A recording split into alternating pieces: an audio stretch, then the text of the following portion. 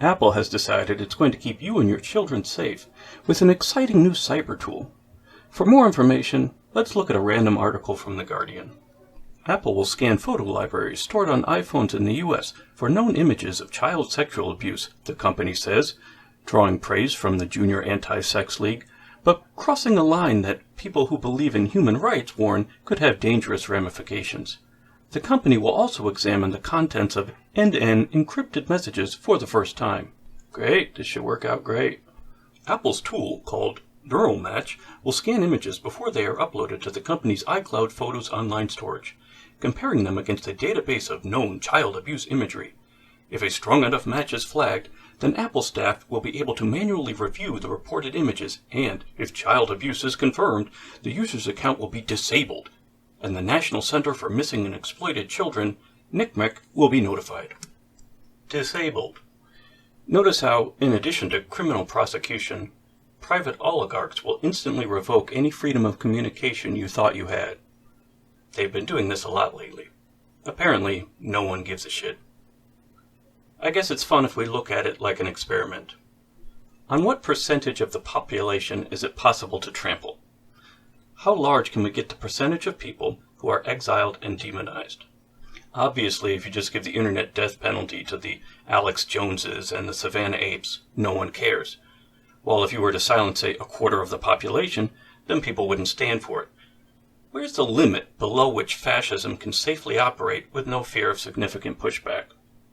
Someone could do a smaller scale experiment, publish the results, and let me know how long it'll be until the real revolution gets here.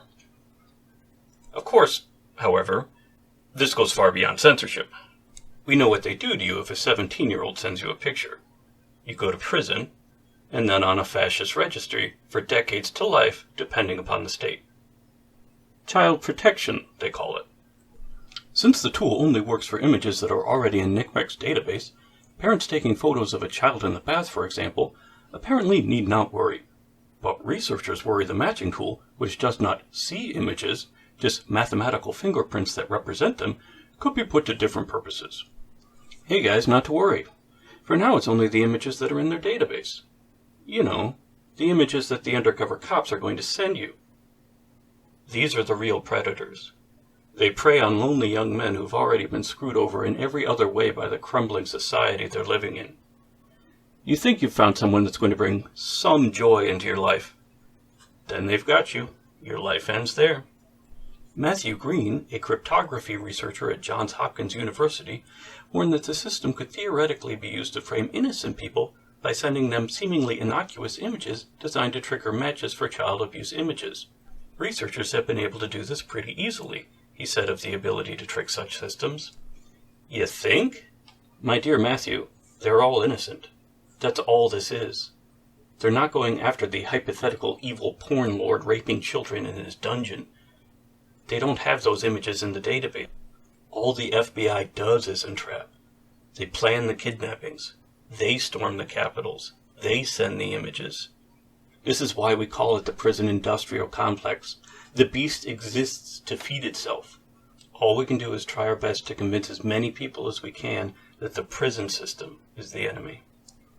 Other abuses could include government surveillance of dissidents or protesters. What happens when the Chinese government says, "Here's a list of files that we want you to scan for," Green asked. Does Apple say no? I hope they say no, but their technology won't say no. Right, because in order to picture an evil empire, we have to go to China.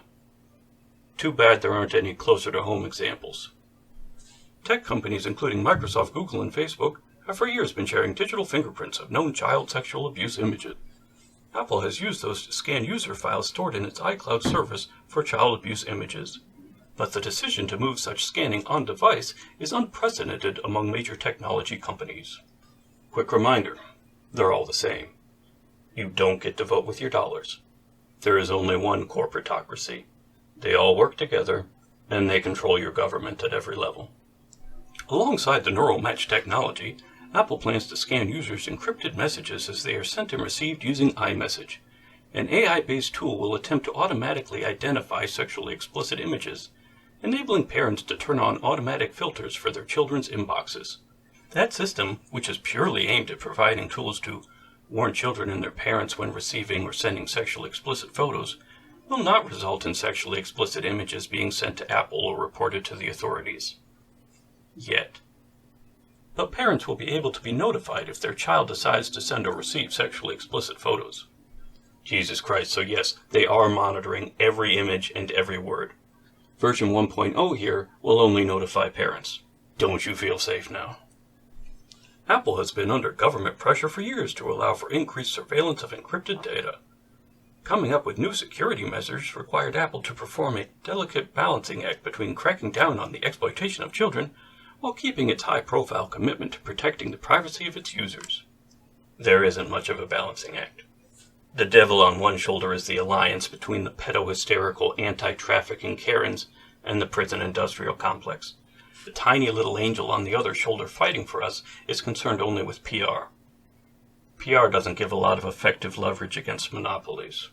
But the Electronic Frontier Foundation, an online civil liberties pioneer, called Apple's compromise on privacy protections a shocking about-face for users who have relied on the company's leadership in privacy and security. Don't pretend to be shocked, you exist for a reason, now fight. The computer scientist who more than a decade ago invented photo-DNA, the technology used by law enforcement to identify child abuse images online, acknowledged the potential for abuse of Apple's system, but said it was far outweighed by the imperative of tackling child sexual abuse. Is it possible? Of course. But is it something I'm concerned about? No, said Henny Farrad, the researcher at the University of California, Berkeley, who argued that plenty of other programs designed to secure devices from various threats had not been affected by this type of mission creep. For example, WhatsApp provides users with end-to-end encryption to protect their privacy, but also employs a system for detecting malware and warning users not to click harmful links. So basically, the fascists behind the previous fascist step support the current fascist step. Got it. Apple was one of the first major companies to embrace end-to-end encryption, in which messages are scrambled so that only their senders and recipients can read them. Law enforcement has long pressed that company for access to that information. Apple said the latest changes would roll out this year as part of updates to its operating software for iPhones, Macs, and Apple Watches. Not to worry, cops. You never had to wait long. One quick, won't somebody please think of the children, was all it took. Seriously, that's all it took. That's all it ever takes. Apple's expanded protection for children is a game changer, said John Clark, the president and chief executive of the Junior Anti-Sex League. With so many people using Apple products, these new safety measures have life-saving potential for children. Safety first! Apple denied that the changes amounted to a backdoor that degraded its encryption. It said they were carefully considered innovations that did not disturb user privacy, but rather protected it. At Apple, our goal is to create technology that empowers people and enriches their lives, while helping them stay safe, the company said in a post announcing its new features. We want to help protect children from predators who use communication tools to recruit and exploit them, and limit the spread of child sexual abuse material. This program is ambitious, and protecting children is an important responsibility. These efforts will evolve and expand over time. Burn in hell, pigs. You work with the predators. The cops are the predators. Edward Snowden mostly got it, if the age of consent passes for good intentions in the first place. Of course, here, we know it's always been gross moralizing. The point stands, though, that even if you're a sex fascist, you should be opposed to this. The rest of fascism is coming right behind. If you're a MAP or an AAM, nothing much changes. Follow what rules you must. Render unto Caesar what is Caesar's. But join me, and be as loud as hell through every possible channel in voicing your opposition.